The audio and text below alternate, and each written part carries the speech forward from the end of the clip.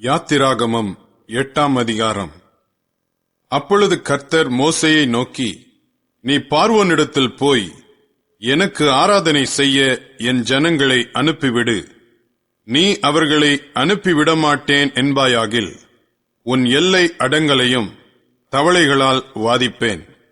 நதி தவளைகளை திரளாய் பிறப்பிக்கும். அவைகள் உன் வீட்டிலும், உன் படுக்கை அறையிலும், உன் மஞ்சத்தின் மேலும், உன் ஊழியக்காரர் வீடுகளிலும், உன் ஜனங்களிடத்திலும், உன் அடுப்புகளிலும், மாப்பிசைகிற உன் தொட்டிகளிலும் வந்து ஏறும்.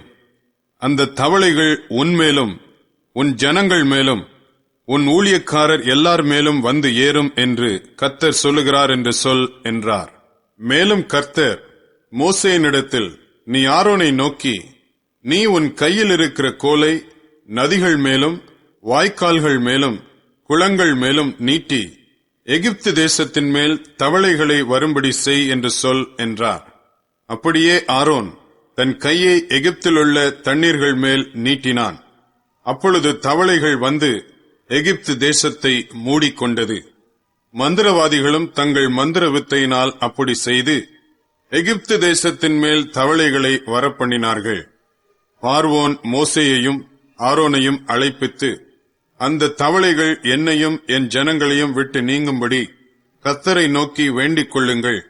கர்த்தருக்கு பலியிடும்படி ஜனங்களை போக விடுவேன் என்றான். அப்பொழுது மோசே பார்வோனை நோக்கி, தவளைகள் நதியிலே மாத்திரம் இருக்கத்தக்கதாய் அவைகளை உம்மிடத்திலும் உம்முடைய வீட்டிலும் இல்லாமல் ஒளிந்து போகும்படி செய்ய உமக்காகவும் உம்முடைய ஊழியக்காரருக்காகவும் உம்முடைய ஜனங்களுக்காகவும் நான் விண்ணப்பம் பண்ண வேண்டிய காலத்தை குறிக்கும் மேன்மை உமக்கே இருப்பதாக என்றான். அதற்கு அவன், நாளைக்கு என்றான். அப்பொழுது இவன், எங்கள் தேவனாகிய கர்த்தருக்கு ஒப்பானவர் இல்லை என்பதை நீர் அறியும்படிக்கு உம்முடைய வார்த்தையின்படி ஆகக் கடவது. தவளைகள் உம்மையும் உம்முடைய வீட்டையும் உம்முடைய ஊழியக்காரரையும் உம்முடைய ஜனங்களையும் விட்டு நீங்கி நதியிலே மாத்திரம் இருக்கும் என்றான். மோசேயும் ஆரோனும் பார்வோனை விட்டு புறப்பட்டார்கள். பார்வோனுக்கு விரோதமாக வரப்பண்ணின தவளைகள் நிமித்தம் மோசே கர்த்தரை நோக்கி கூப்பிட்டான். கர்த்தர் மோசேயின் சொற்படி செய்தார். வீடுகளிலும் முற்றங்களிலும் வயல்களிலும் இருந்த தவளைகள் செத்துப் போயிற்று.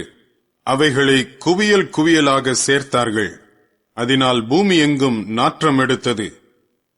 இலகு உண்டாயிற்றென்று பார்வோன் கண்டபோதோ தன் இருதயத்தை கடினப்படுத்தி அவர்களுக்கு செவி கொடாமற் போனான். கர்த்தர் சொல்லியிருந்தபடி ஆயிற்று. அப்பொழுது கர்த்தர் மோசேயினிடத்தில், நீ ஆரோனை நோக்கி, உன் கோலை நீட்டி பூமியின் புழுதியின் மேல் அடி. அப்பொழுது அது எகிப்து தேசம் எங்கும் பேன்களாய்ப்போம் என்று சொல் என்றார். அப்படியே செய்தார்கள். ஆரோன் தன் கையிலிருந்த தன் கோலை நீட்டி பூமியின் புழுதியின் மேல் அடித்தான். அப்பொழுது அது மனிதர் மேலும் மிருக ஜீவன்கள் மேலும் பேன்களாய் எகிப்து தேசம் எங்கும் பூமியின் புழுதியெல்லாம் பேன்களாயிற்று. மந்திரவாதிகளும் தங்கள் மந்திர வித்தையினால் பேன்களை பிறப்பிக்கும்படி பிரயத்தனம் செய்தார்கள். செய்தும் அவர்களால் கூடாமற் போயிற்று. பேன்கள் மனிதர் மேலும் மிருக ஜீவன்கள் மேலும் இருந்தது. அப்பொழுது மந்திரவாதிகள் பார்வோனை நோக்கி, இது தேவனுடைய விரல் என்றார்கள். ஆனாலும் கர்த்தர் சொல்லியிருந்தபடி பார்வோனுடைய இருதயம் கடினப்பட்டது. அவர்களுக்கு செவி கொடாமற் போனான். அப்பொழுது கர்த்தர் மோசேயை நோக்கி, நாளை அதிகாலமே நீ எழுந்து போய் பார்வோன் நதிக்கு புறப்பட்டு வரும்போது அவனுக்கு முன்பாக நின்று, எனக்கு ஆராதனை செய்யும்படி என் ஜனங்களை போகவிடு. என் ஜனங்களை போகவிடாயாகில் நான் உன்மேலும் உன் ஊழியக்காரர் மேலும் உன் ஜனங்கள் மேலும் உன் வீடுகள் மேலும் பலவித வண்டுகளை அனுப்புவேன்.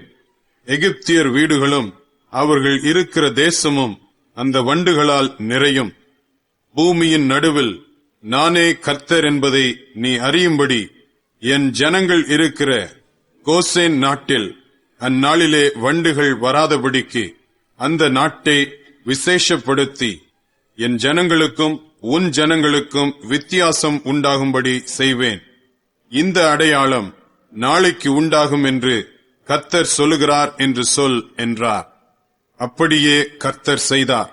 மகா திரளான வண்டு ஜாதிகள் பார்வோன் வீட்டிலும் அவன் ஊழியக்காரர் வீடுகளிலும் எகிப்து தேசம் முழுவதிலும் வந்தது. வண்டுகளினாலே தேசம் கெட்டுப் போயிற்று. அப்பொழுது பார்வோன் மோசேயையும் ஆரோனையும் அழைப்பித்து, நீங்கள் போய் உங்கள் தேவனுக்கு தேசத்திலே தானே பலியிடுங்கள் என்றான். அதற்கு மோசே, அப்படி செய்யத்தகாது. எங்கள் தேவனாகிய கர்த்தருக்கு நாங்கள் எகிப்தியருடைய அருவருப்பை பலியிடுகிறதாயிருக்குமே.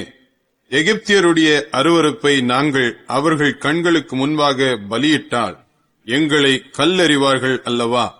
நாங்கள் வனாந்தரத்தில் 3 நாள் பிரயாணம் போய் எங்கள் தேவனாகிய கர்த்தர் எங்களுக்கு விதிக்கிறபடியே அவருக்கு பலியிடுவோம் என்றான். அப்பொழுது பார்வோன், நீங்கள் உங்கள் தேவனாகிய கர்த்தருக்கு வனாந்தரத்தில் பலியிடும்படிக்கு நான் உங்களை போக விடுவேன். ஆனாலும் நீங்கள் அதிக தூரமாய் போக வேண்டாம், எனக்காக வேண்டுதல் செய்யுங்கள் என்றான். அதற்கு மோசே, நான் உம்மை விட்டு புறப்பட்ட பின் நாளைக்கு வண்டுகள் பார்வோனையும் அவர் ஊழியக்காரரையும் அவர் ஜனங்களையும் விட்டு நீங்கும்படி நான் கர்த்தரை நோக்கி வேண்டுதல் செய்வேன். ஆனாலும் கர்த்தருக்கு பலியிடுகிறதற்கு ஜனங்களை போக விடாதபடி பார்வோன் இனி வஞ்சனை செய்யாதிருப்பாராக என்றான். மோசே பார்வோனை விட்டு புறப்பட்டு போய் கர்த்தரை நோக்கி வேண்டுதல் செய்தான். அப்பொழுது கர்த்தர் மோசேயின் சொற்படி வண்டு ஜாதிகள் பார்வோனையும் அவன் ஊழியக்காரரையும் அவன் ஜனங்களையும் விட்டு நீங்கும்படி செய்தார். ஒன்றாகிலும் மீந்திருக்கவில்லை. பார்வோனோ இந்த முறையும் தன் இருதயத்தை கடினப்படுத்தி ஜனங்களை போகவிடாதிருந்தான்.